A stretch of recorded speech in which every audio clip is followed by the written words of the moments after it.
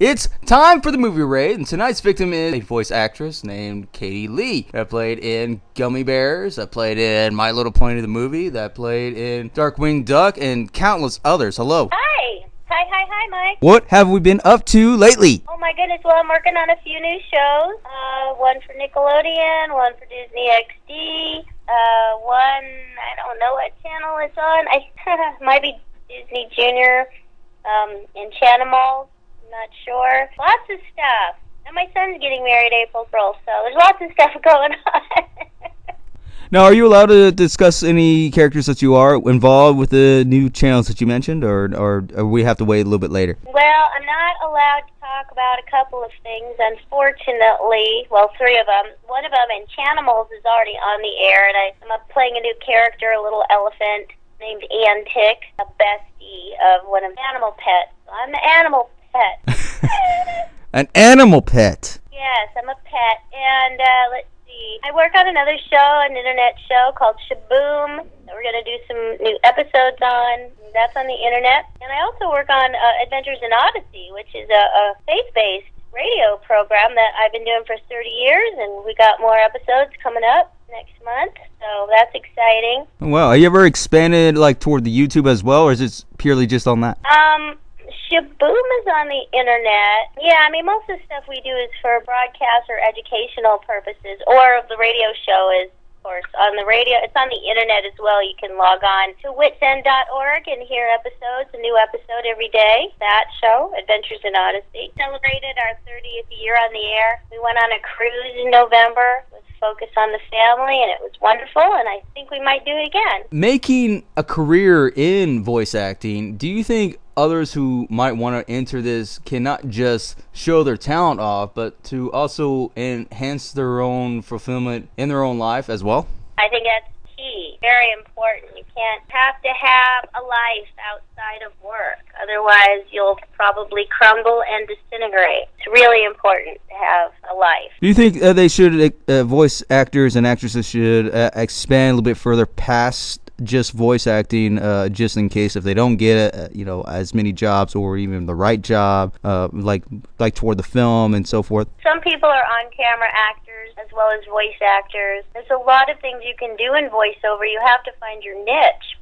It could be animation, it could be corporate narration, it could be radio imaging. There's a lot of things that people can do in the voiceover field, especially working from home these days. I don't think you can hang your hat on any one source of income in this year of 2018 anyway. So it's important to be flexible, be open, don't not work in your chosen career if you can't make a living yet, but you always have to have a plan B or C too, I think. Yeah, even when it comes to regular acting, others have said that you can't just solely rely on this, even though you may enjoy it very much, or some people think they're going to get a lot of money doing this and still even enjoy this very much. At the same time, you can't be guaranteed to do this every single week, every single month, or you might not get a job for maybe a couple months. You never know. It all depends on the role. It depends if they think you're right for it or not, and you got to wait for that, and then it's like a whole big process, and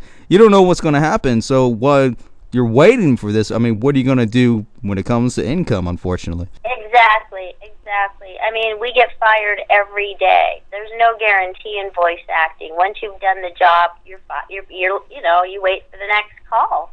Next phone call. People have to market themselves. They have to consider if they want a career in voiceover to realize that they are their brand, they are the product, have to market themselves, they've got to network. It's work. It's you're a small business owner. Do you think it's more brutal to get jobs in voice acting compared, let's rewind 10, 20 years back compared to now? Do you think it's easier to slip into the industry now than it has before? I think it's easy to slip in, but I think it's a lot harder to get work. I mean, that might sound like a contradiction. There's lots of ways to join the field these days where you were limited in the past, but there's so many people now. The competition is fierce. There's hundreds of thousands of people doing voiceover, I'm sure. At least 100,000. That's a lot of competition. And when I started, there were only 3 television networks.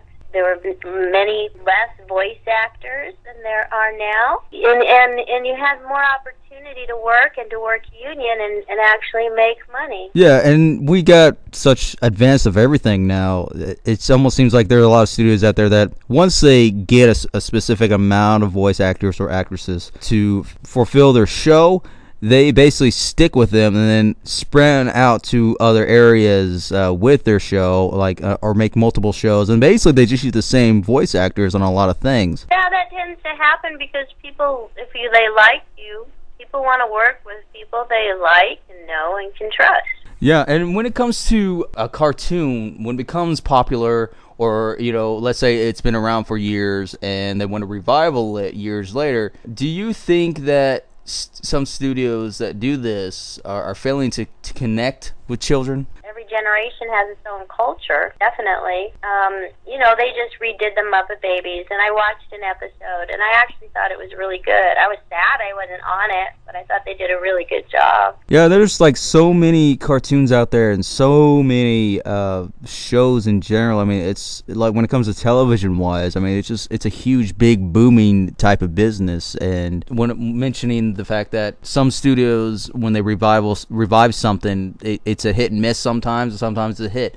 But do you think a lot of these studios are actually improving a childhood, basically? Well, that's a good question. I guess that would take a psychologist and time to review. I think there's a lot of good stuff out there. I think because it's maybe not quite as hard to get something produced, that some really good ideas that may not have been produced in the past are getting done now. I don't think there's a lack of quality programming. I think there's just so much, it's hard to know where to look. When it comes to these shows and whatnot, it's like, sure, they repeat either they repeat one character or they become good enough to do multiple characters. Do you think the real motivation should be about what the children should really think about these cartoons once it becomes popular? I mean, it's not usually parents always have the say in the whole thing, whether it should be appropriate for children, but children should also have some kind of a say in this as well. Well, I think that a good show is a good show.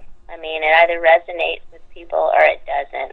There's a lot of stuff that kids watch that I don't necessarily think is uplifting. I like to work on things that are good for people, that have a good theme, that are just funny. And not all cartoons are made for kids. I think the best thing is if you can make a show that adults can enjoy along with their children, then you've really hit the jackpot. Yeah, and topics usually vary. But I mean, it's not just slapstick. It's not just put it on the Saturday night cartoon just so you get the parents out of their hair or whatever. It should be just the same type of production as you would on a film. It doesn't have to be serious, no. But the thing is, it seems like it. I think what you're saying is people should take the responsibility of their programming, even though it's for children, seriously.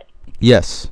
A lot of these cartoons and whatnot, I mean, it looks pretty entertaining, but it seems pretty one-dimensional. Do you think a lot of these stick with this one dimension to where, the whole ha-ha thing, and then move on to the next one, and then see you next episode? Yeah, I think there's some out there like that. Writers write for a reason. Usually there's some kind of message. I mean, some things are just goofy, and that's okay too. I mean, it's okay to laugh. If it's just funny and you enjoy it and nobody gets hurt, that's entertainment, So not everything has to be educational. I think that something's well done and it moves you emotionally, or you enjoy it and you have a good laugh, then that's totally worthwhile. That's my opinion. And sometimes they slide that stuff into the cartoon with try not to let the parents or the kids even know that's like somewhat educational in some way. I think that kind of seems a little bit too forced in some cases. Oh yeah, it totally is. But you got to know who your market is, who your audience is. I mean, let's face it, if you're doing a preschool show and it's marketed as a preschool show, it's going to be teaching something, That's just how they go.